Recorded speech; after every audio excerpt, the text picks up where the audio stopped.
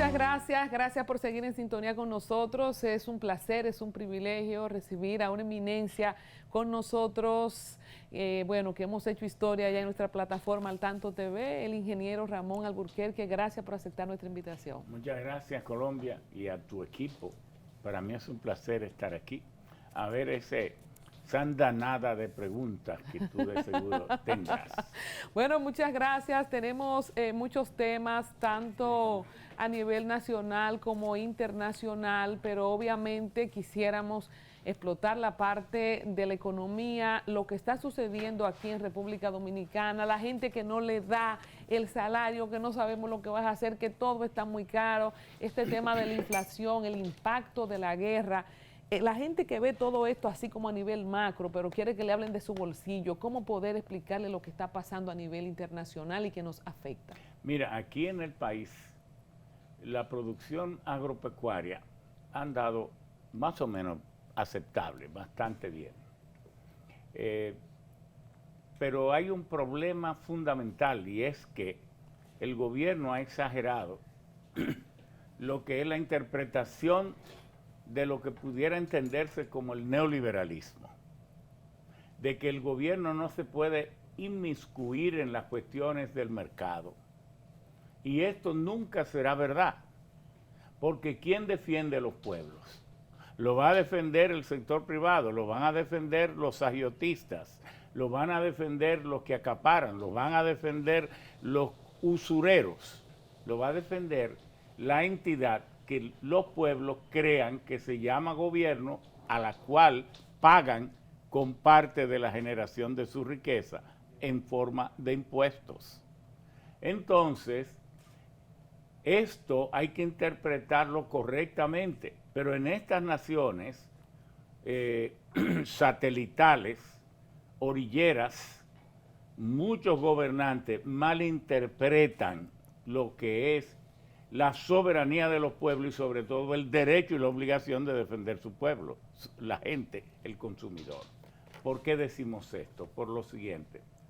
En Estados Unidos, el presidente Biden convocó a las grandes empresas de energía y le dijeron, ustedes tienen que encontrar la forma de producir más petróleo a precio más bajo porque esto no puede seguir así y reducir márgenes. Pero ahora mismo en toda Europa, en España, están aplicándole un impuesto del 15% a la banca. Oigan qué cosa tan delicada, a la banca.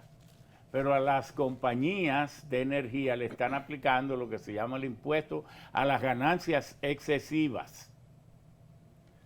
Pero en todos los países donde hay situaciones de emergencia, el gobierno interviene. Entonces aquí, fíjese qué cosa.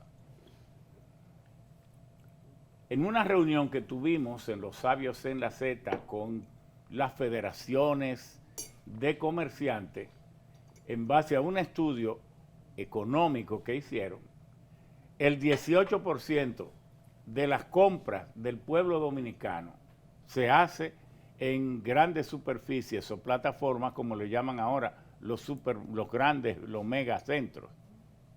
El 18%. ¿A uno le parece que vive en clase media alta que no es así, que en los supermercados que se compra todo? Pero no es así. El 18% en esos grandes centros. El 26% se hace en lo que se llama almacenes, supermercados de dominicanos, es decir, más pequeños, y minimarket. Pero el 50%, porque 18 y 26 es 44, entonces el 56% de las compras de este pueblo las hacen en pulperías, bodegas o colmados. Entonces nosotros en nuestra oficina hicimos un estudio en 10 productos. Si usted compra una chocorrica, le valen los supermercados en promedio 75 centavos, pero si lo compra en el colmado vale 125. Un plátano, usualmente en la calle le puede costar 14, 15, Pero si hasta menos a veces. Y a veces sí, pero si lo compran en un colmado le vale mínimo 25 y 30. Entonces, concluyamos de que no es tan difícil entender que si así como hacemos con la farmacia, que su margen razonable de ganancia es un 30%, si hacemos eso con los mercados, si allí se compra el 56% y ellos tienen un 60% más de precio, haciendo que sean razonables, vamos a bajar el costo de la vida en 20%. ¿Y usted sabe lo que es eso? Bajar el costo de la vida en 20%. ¿Cómo se pudiera hacer si ya el INESPRE, por ejemplo, que en algún momento fue... No. ¿Cómo se controlan los precios en este...? Pero controlar es que el INESPRE no se ha disuelto, ni el Ministerio de Industria y Comercio tampoco se ha disuelto. Tienen que haber inspectores, gente que vayan a los mercados. Miren, yo tengo aquí la lista de los precios razonables, los precios promedio en el país. Y esta aplicación, ingeniero, que el gobierno lanzó, como que tú puedes comparar lo que cuesta una cosa en un sitio y otro. Claro, entonces lo que pasa es que cuando la gente en un país donde el 30, 40, 50% es chiripero, que no tiene certidumbre de dónde vienen sus ingresos y que muchos salen por la mañana para pasar por la casa a las 2 para empezar a cocinar, no pueden andar buscando los mejores precios porque tampoco pueden ir tan lejos a comprar. No tienen paquetico para revisar en el internet. Como decía Mahatma Gandhi, si tú quieres hacer una obra de gobierno, tienes que cuidar de los detalles nimios, porque esas son las cosas que afectan a los más humildes. Y como la mayoría es humilde, si usted gobierna pensando que como usted es un gran potentado y usted es un oligarca, todo el mundo lo es, entonces le va a pasar que se olvida de las cosas que tienen más trascendencia. Aquí hace tiempo que ni Luis Abinader, ninguno de esos funcionarios mencionan la pobreza, ni a los más pobres, ni a los infelices. No, porque creen que es verdad que este país está enganchado en como una nación emergente, y esta es una nación con un 40% de pobreza. Aquí la gente, una gran mayoría, el 70% gana menos de 35,000 pesos al mes. Doctora, entonces, ese detalle de ocuparse de la venta al detalle, porque el Estado tiene la autoridad, porque la Constitución dice que tiene que velar por el bien común, eso mismo podría impactar los precios. Pero también está el tema de la electricidad, que aumentaron. A eso iba, mire, está bien, vamos a ver cómo bajamos el precio de la comida, eso no se aguanta, pero ¿cómo se paga la luz?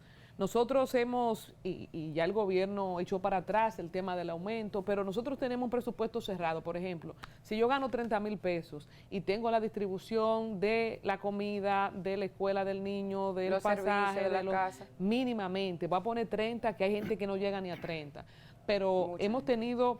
El promedio de salario del país es 28,000 pesos. Bueno, no estaba lejos.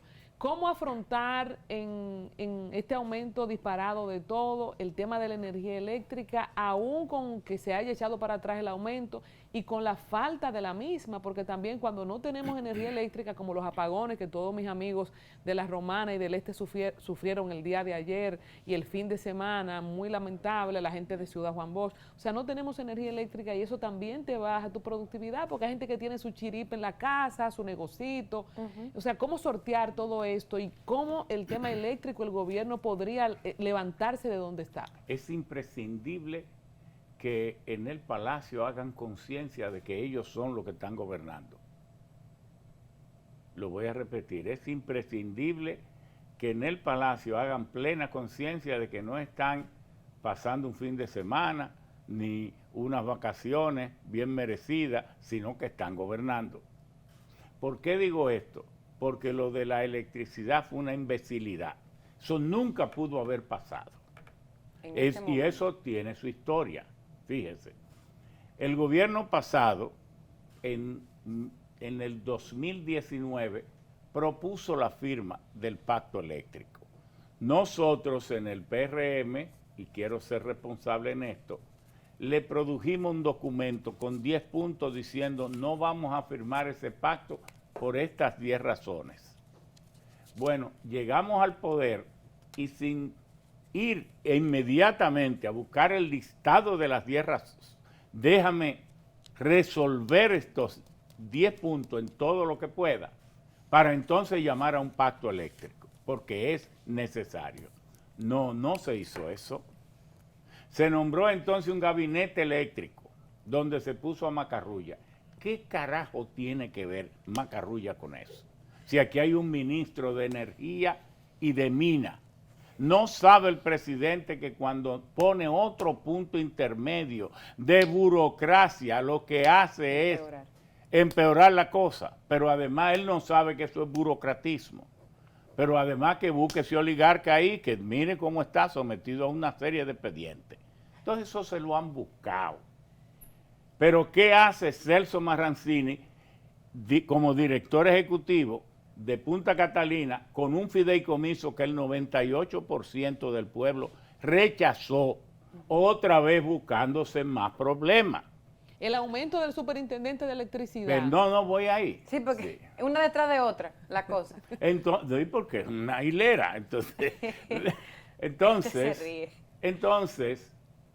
¿qué debió haberse hecho? Resolver esos 10 puntos, todo lo que se pudiera, entonces llamar al pacto eléctrico. El pacto eléctrico, ¿cómo se firmó?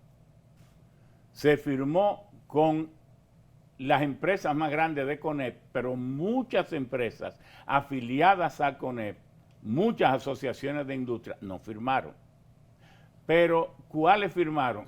Los sindicatos amarillos, que hacía como un mes o mes y medio que le habían dado una serie de pensiones, y entonces fueron a firmar como agradecimiento. Firmó el PLD, que había sido quien había producido ese pacto, muerto de risa, porque tú me acusaste ayer de algo que ahora tú cometes. ¿Quiénes no firmó? No firmó la UAS, que es un referente en este país, ni las asociaciones de la sociedad civil, junta de vecinos, nada de eso firmó. Entonces, ese pacto decían, estamos aplicando todos esos aumentos porque lo manda el pacto eléctrico, pero no te fundamente un pacto eléctrico amañado, como lo era.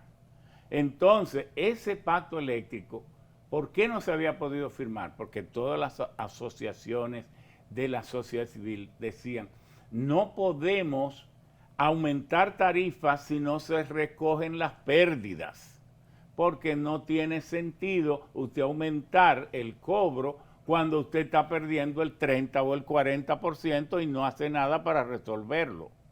Entonces viene el gobierno de que aumenta la cantidad de energía servida, pero entonces lo hace sin tener la capacidad para comprar medidores y contadores. No hay contadores ni medidores porque tienen un año tratando de hacer unas licitaciones y no han podido hacerla. Entonces han aumentado las pérdidas en 10% porque no se está midiendo, porque la electricidad que se factura se está cobrando en un 97%.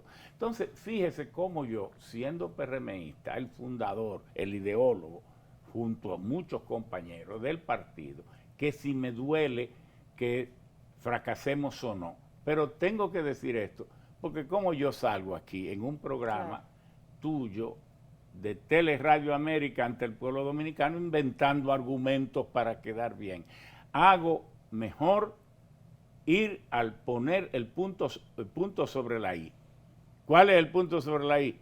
Que en Palacio se den cuenta que están gobernando. En Roma, como el César tenía tanto poder y tenía el palacio lleno de mujeres, de esposas y concubinas y cosas, el Senado le nombró un eunuco, que la función de ese eunuco era que cada hora se le acercara más o menos a 10 o 15 metros al César o al emperador y le gritara, César, gobierna, pero acuérdate que eres mortal. Entonces, hay que decirle a la gente, gobierna, pero acuérdate que hay un pueblo que tú estás gobernando. Entonces, todo esto de eliminar primero empezaron por eliminar el subsidio eléctrico.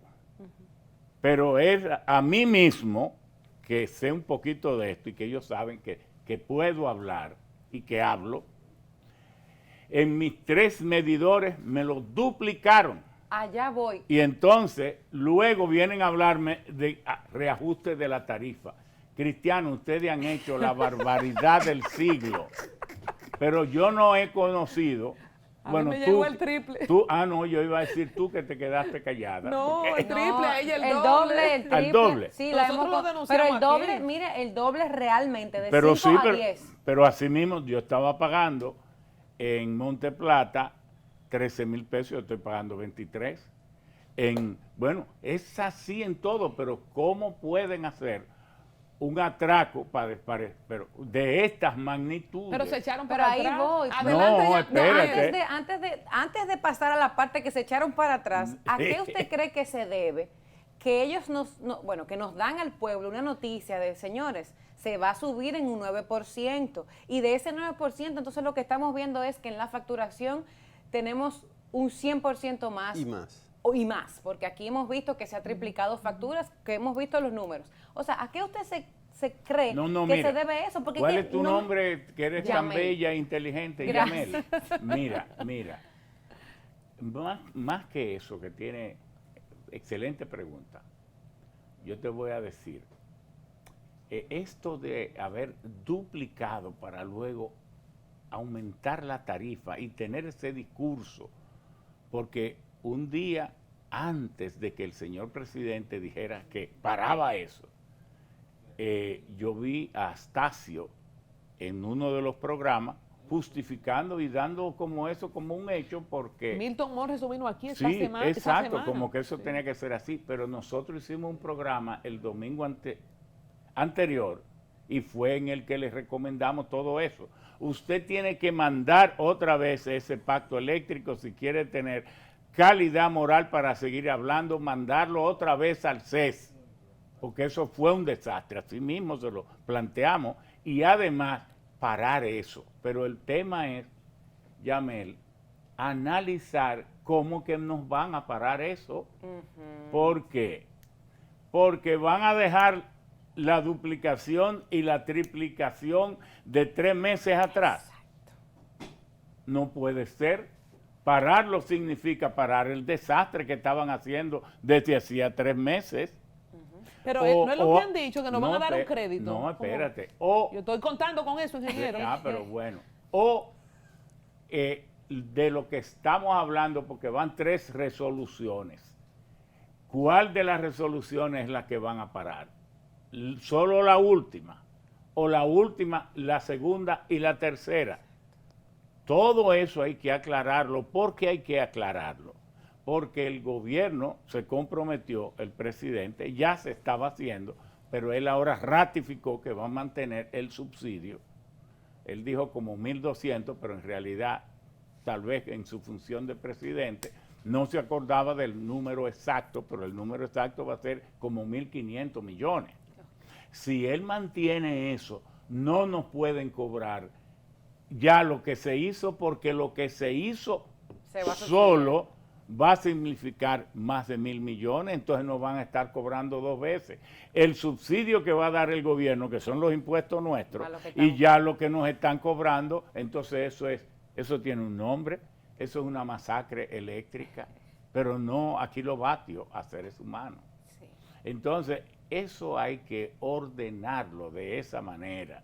Eso no debe ser, porque da incertidumbre, porque la gente se siente demasiado molesta y porque además eso no resuelve todo. Es que tenemos que reducir esa pérdida.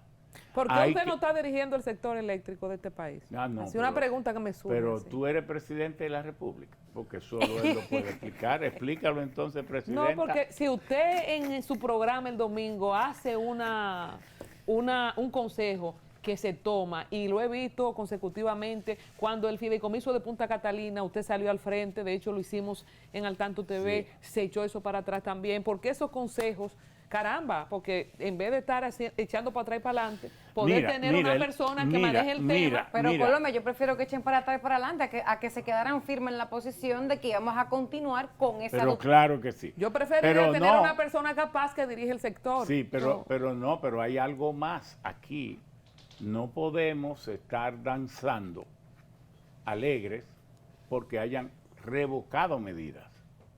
No, porque tenemos una realidad que no podemos hacer como el avestruz que entierra la cabeza para ignorar el peligro. ¿Cuál es la realidad que está por encima de todo lo que podamos decir? Que en el 2021 el precio promedio a que se compró el carbón fue de $75 la tonelada. Pero ¿a cuánto está el carbón hoy? A 412. No, es que hay que hablar de esto de la economía.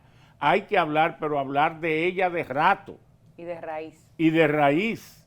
Porque ¿de dónde el gobierno va a buscar subsidios con el carbón de $75 a 412 la tonelada? ¿De dónde el gobierno va a buscar estos dineros? Porque el gas natural en el 2021 tuvo un precio promedio de 2.5, $3 el millón de BTU, porque el gas natural aquí para los automóviles, que es un gas vehicular comprimido, tiene un precio y se vende por metros cúbicos, pero en grandes cantidades en forma de gas líquido para gasificarlo, entonces se vende por millón de BTU. Bueno, ustedes que no son expertos en esto, pueden empezar a hacerse expertos si van a la internet con sus teléfonos celulares, smartphones, pueden ustedes entrar ahí al Henry Hub, Henry con H, Henry Y, ¿verdad? Henry Hub, HV. Esa es la plataforma donde se buscan los precios del gas natural a nivel mundial. No se encuentran en cualquier lugar. También hay otro, que es otro motor de búsqueda, que es la plataforma PLAT, P-L-A-T-T, PLAT. Entonces, ahí ustedes van a ver que el millón de BTU que en el 2021... Está en 5.88. Ajá, mira, ya ella sabe, ya es experta. Ajá, así mismo es. Estos muchachos tan inquietos. Así tan inteligente. Bueno, el que estaba a 1,90 a 2.5, hoy está a 5,81. Es decir, a $6. Exacto. Se ha duplicado o triplicado el precio del gas natural. Entonces, el petróleo, que estaba a 65, $62 el barril en 2021, hoy está a 105, 106, 102. ¿De qué estamos hablando? ¿Siempre sí nos va a subir la energía eléctrica? Pero claro, pero estoy diciendo esto para que entendamos cuál es el drama, la magnitud del drama. No hemos tenido ningún tipo de victoria de esto. Por eso es que en Palacio tienen que recordar que están gobernando. Es que es una situación tan difícil que solo si usted se dedica 24/7 con los mejores cerebros, usted puede vadear esto. ¿Por qué? Porque hoy en día, de la matriz eléctrica del país, es bueno saber el gas natural, qué cantidad, qué responsabilidad tiene. Bueno, el 41% de la electricidad de este país se genera con gas natural. Entonces está impactado por un aumento de 2.5 de su materia prima, y para saber el costo, por lo menos el 70-75% del costo de esa electricidad es por el gas. El carbón, que es responsable de un 32-33%, bueno, ha sido impactado por un factor de 6 veces. Y ahí también el carbón es el componente de costo mayor. Los derivados del petróleo, en cambio, han bajado de un 60 que eran hace 25 años, 20 años, a solo un 13%.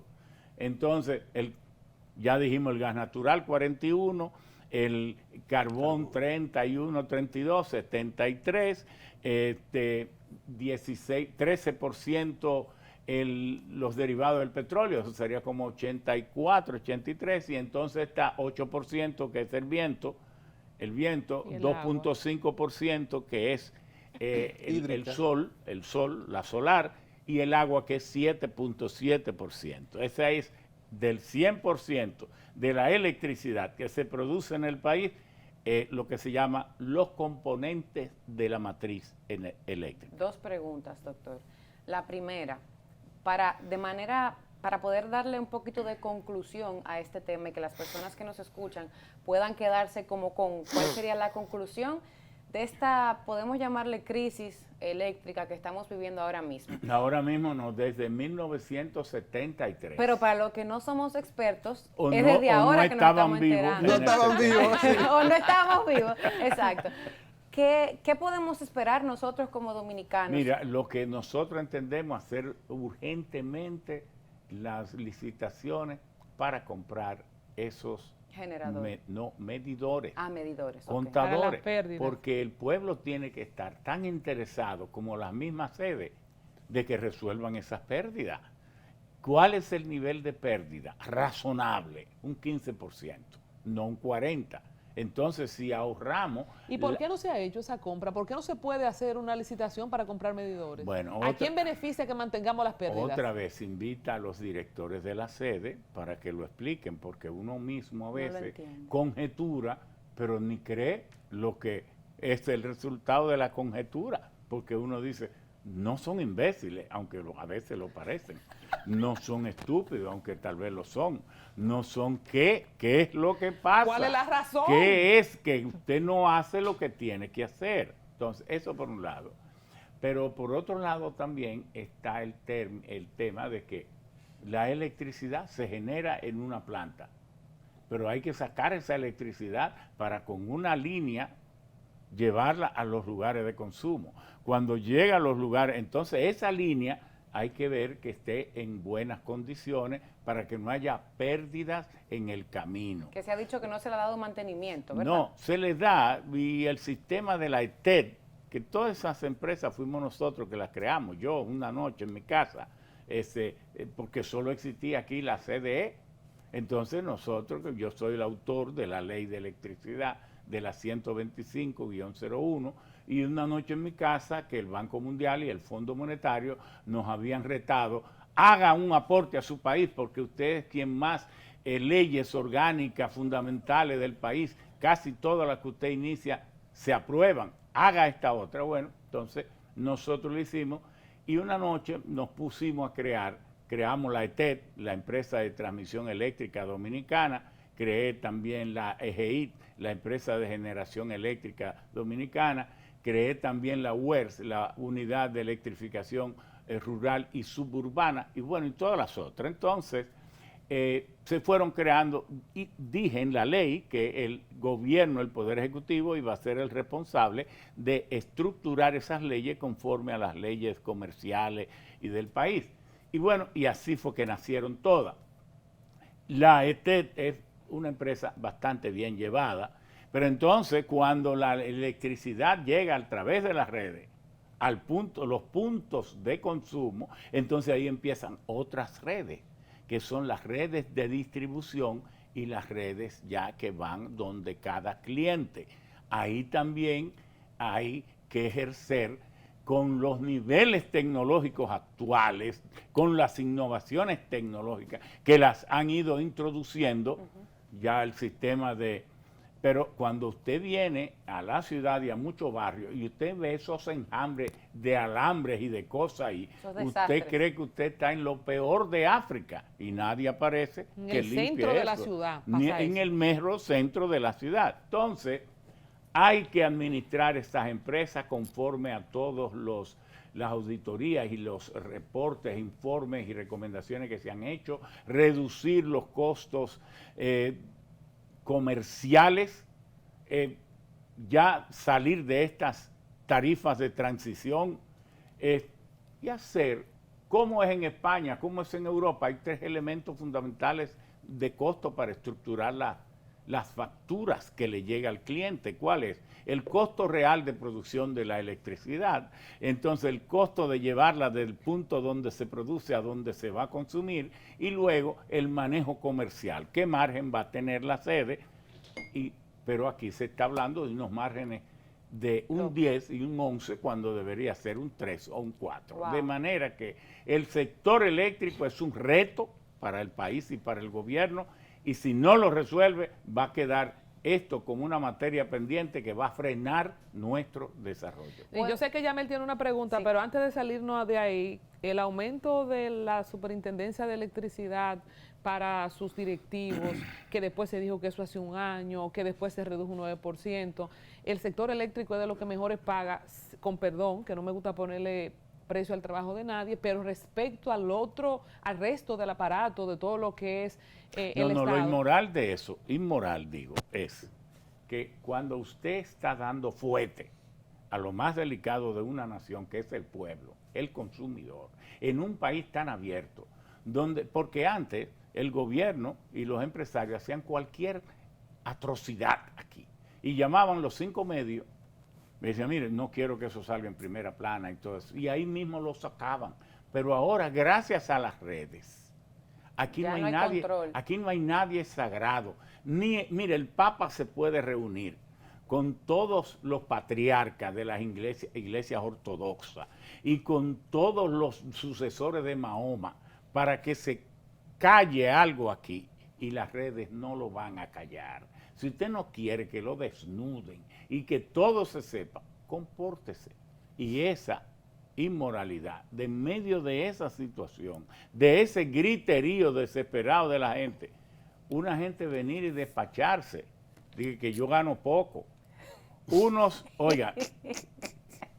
trucutús que si lo vamos a medir por los resultados del sistema, son los peores administradores que tiene en toda esta región. ¿Por qué? Porque ¿por qué tengo yo que medir los rendimientos del sector eléctrico?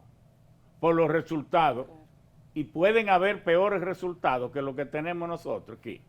Entonces, si esos son los resultados, ¿quiénes son los responsables de que existan? Vamos a hacerle un descuentico, mejor Yamel Lo tiene que una hay es que pregunta. ponerlo a trabajar de gratis por incapaces de hacer las cosas bien. Ya nos Doctor, quedan mi 3 pregunta, ya porque ya estamos concluyendo con este mismo tema de la energía. Pues Usted invitan a uno para entonces... dejarlo, ¿verdad? Porque Don Luis García, Emocionado. vamos a ver Dios. con Pedro para que sigamos corridos. hay que invitarlo a un programa completo. Mire, usted nos acaba de iluminar, o por lo menos hablo por mí, con el tema de esos números que usted nos dio de los aumentos del gas natural, del carbón, del petróleo. Esto me imagino que sucede por temas del mundo. O sea, eso no lo controlamos nosotros. Eso tiene su explicación. ¿Qué es lo que pasa?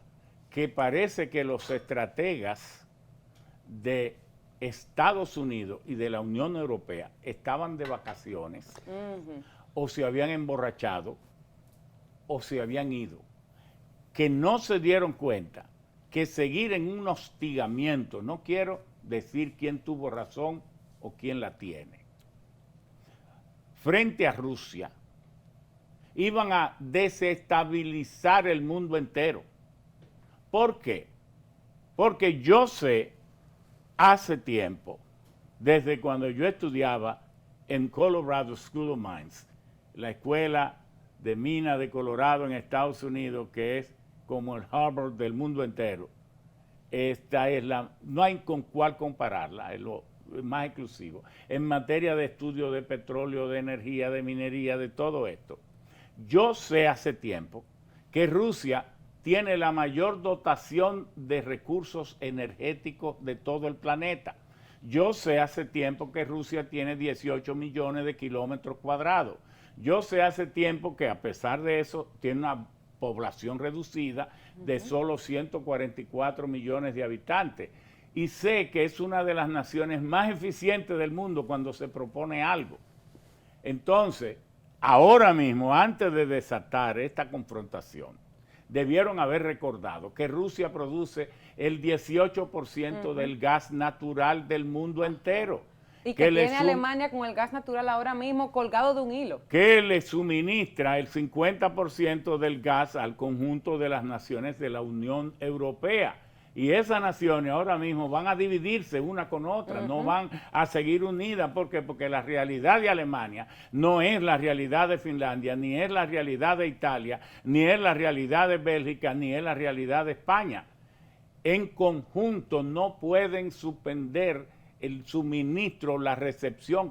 Hay 11 gasoductos, el Nord Stream 2, que todavía no está certificado, que ese inyectaría 53 millones de metros cúbicos por día, pero el Nord Stream 1, que funciona desde el 2012, que sí está alimentando 58, pero que ahora lo redujo sensiblemente, 2 gasoductos a través de Bielorrusia y 7 a través de Ucrania. Y solo tienen, ¿cuáles? Uno de Azerbaiyán que va a Italia, y entonces el que va de Argelia y un ramal de Marruecos a España y otro a Italia. Yo me pregunto, ¿de dónde va a sacar Europa ahora que se acerca el otoño y el invierno? Si Rusia le cierra todo, ¿por qué a través de Ucrania pasan 7 gasoductos? ¿Usted ha oído que ha habido un atentado o que le ha pasado algo a alguno de esos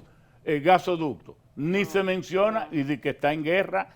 Porque el loco no se la come.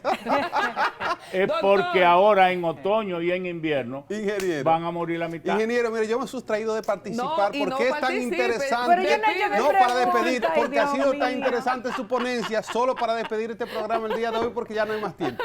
Hasta la próxima. Muchas gracias, señores. Gracias, ingeniero. Este programa es suyo. Venga más a menudo. Vamos a empezar a las 6 de la mañana la próxima vez. Muchas gracias.